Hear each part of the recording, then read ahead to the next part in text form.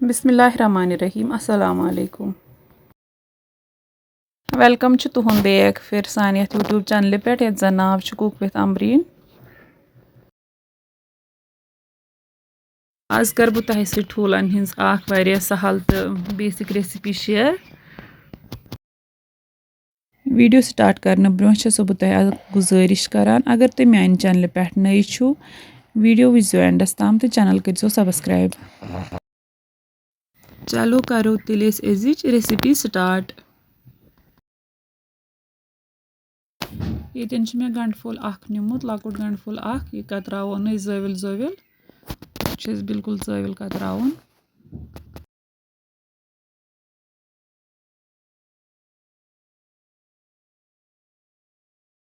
अम पे नु मे ये अदरक पीस अत कर बह लकट लकट पीसेस।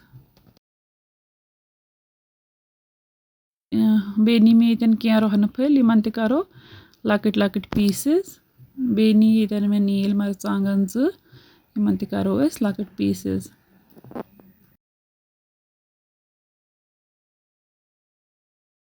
वन ठूल त्रे निमित मे बाउल मज अत मज त्रो नून थोड़ा सा तो फेंटो ठूल असल पाठन।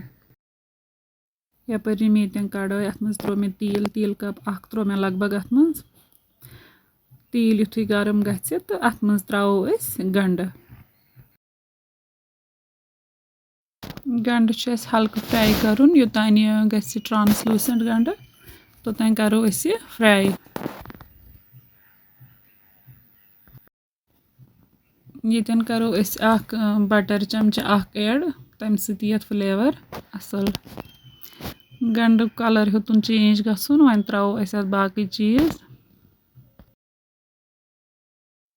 त्रो अत मज अदरक रोहन तो नील मरचांगन पीसेस बनात थी तम करो अत मज ऐड वन तो करो थोड़ा बे फ्राई।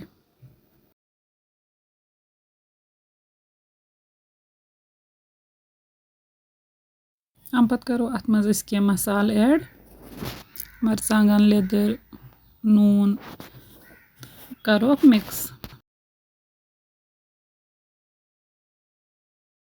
ये करो वन लिम्बुक जूस अतन ऐड लिम्ब त्रोन अत मज चीरित तो करो बे मिक्स।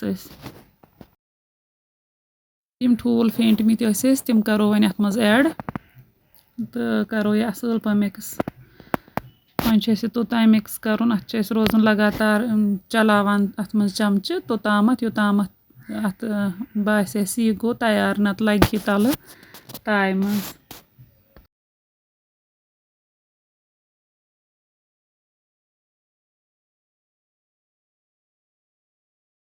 लगातार चलावान रूद तो यह बनो वन ये तरीकुक एग भुर्जी। ये करो वन बे लेमन जूस ऐड अम सत असल टैंगी फ्लेवर इवान। अम पत करो वन सर्व तुम हेक्यू चाय सत खेत या इथे पे हेक्यू खेत।